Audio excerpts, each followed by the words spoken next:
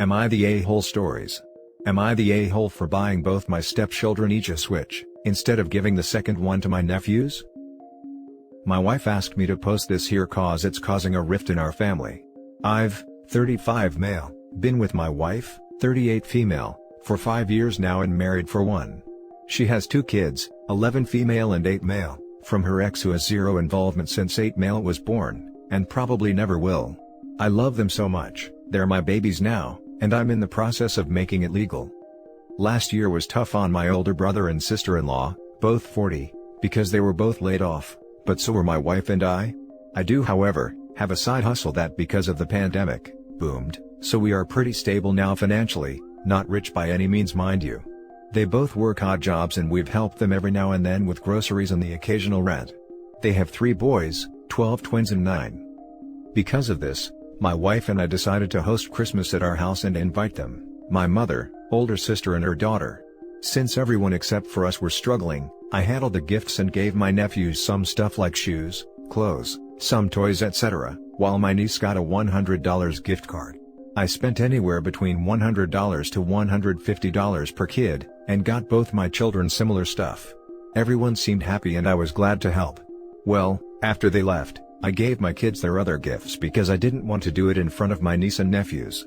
I got both my kids Nintendo Switches, they like different games, so it doesn't make sense to only have one. Last weekend, my brother dropped his boys over for a sleepover, and obviously, they got to enjoy my kids' games. Everything was fine till I got a call Monday morning from my brother, who was angry that I was apparently spoiling my kids too much, and making his kids feel jealous. He said I should have given the second Switch to his kids, instead of giving mine one each. He told me that I should have considered their financial status before buying such luxuries for kids that aren't mine. This pissed me off, and we got into a screaming match till my wife calmed me down. This is where I might be the a-hole. My mother called me yesterday, and asked me what the fight between me and my brother was about, and she told me that while my brother was wrong for saying my kids aren't mine, I probably should have considered the fact that they can't afford anything at the moment, hence, why I bought his kids essentials as gifts, and I should have dialed down on the gifts I gave my children, or bought his kids something similar too so they won't get jealous. I know I could have got my kids a Switch to share between them, but their taste in games are very different, and I wanted my children to have something nice since they've both been good this year. Am I the a-hole? Now for the top comments. Not the a-hole, you were very considerate by giving them the Switches once they left, and not in front of others. Now, your brother is being greedy and trying to free ride off of you. Not to mention, those aren't his kids, and you also aren't responsible for his kids as well. Right. R/entitled parents much? Not the a-hole, you did what was right. You waited until his family left. Your brother shouldn't be projecting his poor feelings about himself onto you, and your mother should have stayed out of it. You're doing a great job. Thank you so much. Not the a-hole. By your brother's own logic, you should not have given a Switch to your nephews, because they're not your kids either. You are not responsible for your brother's financial status. You were more than generous with your entire family and have done nothing wrong. Brother will make the argument that his kids are OP's flesh and blood, whereas his stepkids are not. Brother is an a-hole. Those are OP's kids whether he likes it or not. He can take care of his own kids. I should be used to it by now because I've read so many stories on this site, but the entitlement and audacity of people still takes me by surprise at times. Now for the next story. Am I the a-hole for telling my ex-husband my child support obligations are over? My 39 female, ex-husband and I have been divorced for the last 13 years. I gave up custody of my daughter during the divorce, and have been sending over child support checks until May of 2020, when my daughter turned 18. My daughter is a quadriplegic, and has been since she was 5. Her dad lost his job around 14 years ago, so for the first 2 years after our divorce, the child support me and my then new husband sent over was what helped them survive. My checks have never been late, but I now have 2 kids with my current husband, aged 12 and 8. I've been a stay-at-home mom for the entirety of our marriage, so it's been my husband being kind enough to pay for a child that's not his. When my daughter turned 18, I talked to her and basically wished her and my ex-husband luck in whatever they chose to do in the future. I get a call from my ex-husband saying that my daughter wanted to start college in fall of 2021. The college they picked was the best in the state for students with disabilities, but that my ex-husband couldn't foot the tuition alone. He said that our daughter couldn't do any of the student jobs available, and said if I wanted to do right by my first kid, I should help foot the bill. I was talking to my ex on speakerphone, and my current husband interjected and said that was all his money, and he has done everything to help me meet my legal obligation, but that's done now. I told my husband that our daughter is now a legal adult, and I had covered her expenses when she needed a lot of medical attention at ages 6 and 7, and that we were only a bit older than her when we were already parents. I told him that I had already done right by our child, and that college isn't a necessity. I wished them the best of luck in looking into possible other scholarships and grants, and said I had 2 other kids that needed me. Am I the a-hole for fulfilling all my legal obligations, and telling my ex that his 18-year-old is an adult now? Now for the top comments. Wow. You just washed your hands of your child, didn't you? You're the a-hole.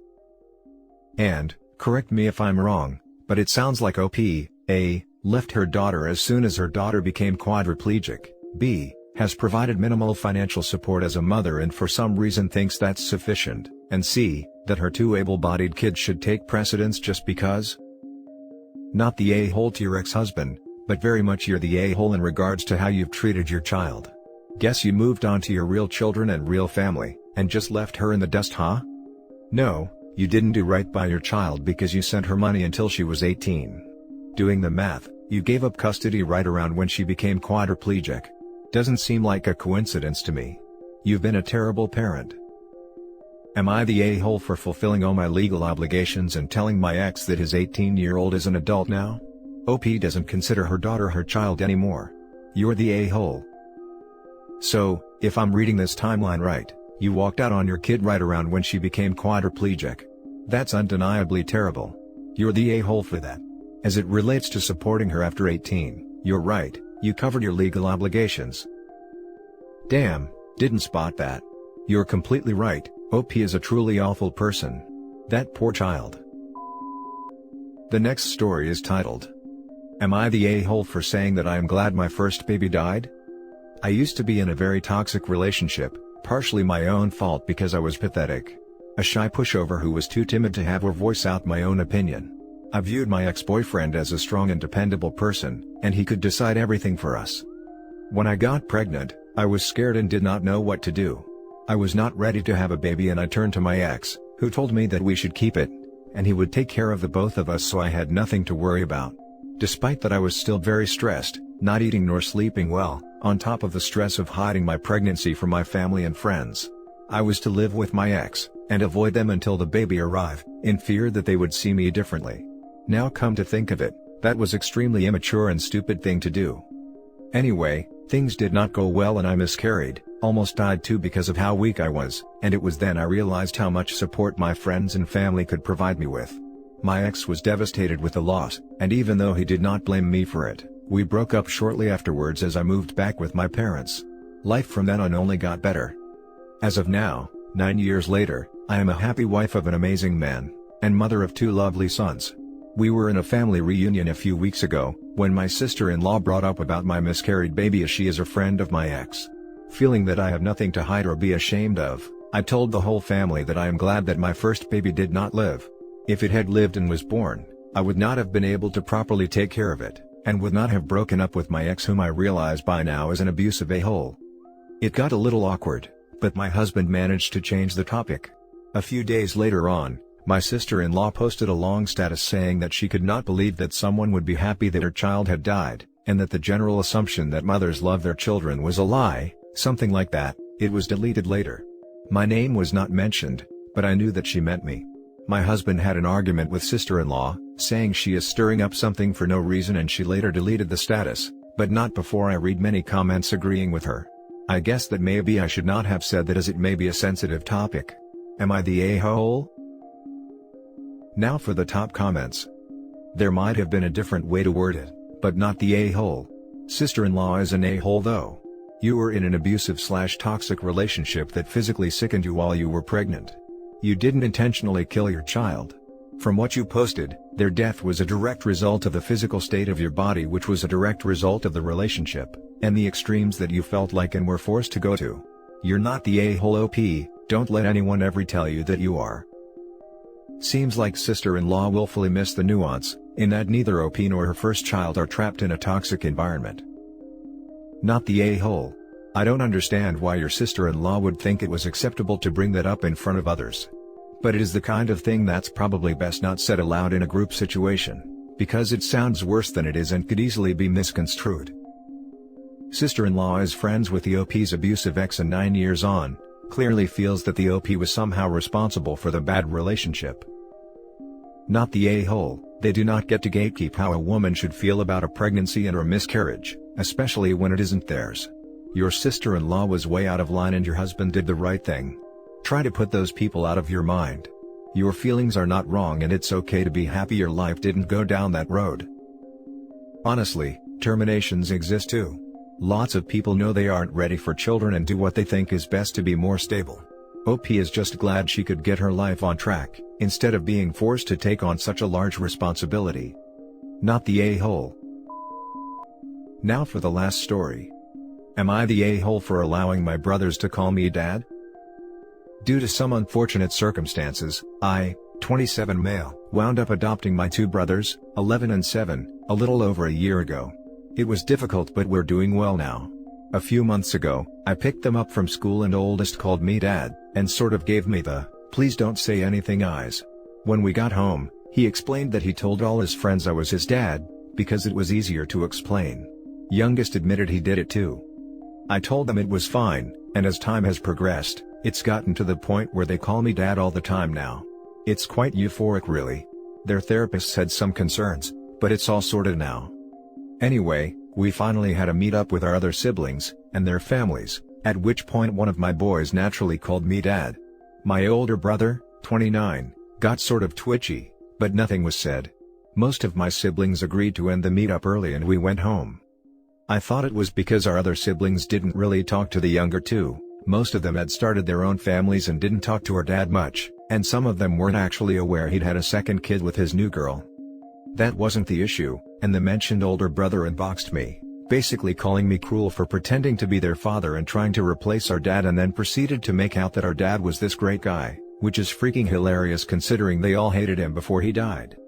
Anyway, it caused a pretty big fight between me and him, where I tried to explain that they called me dad off their own backs, and I'm not going to deny them that comfort.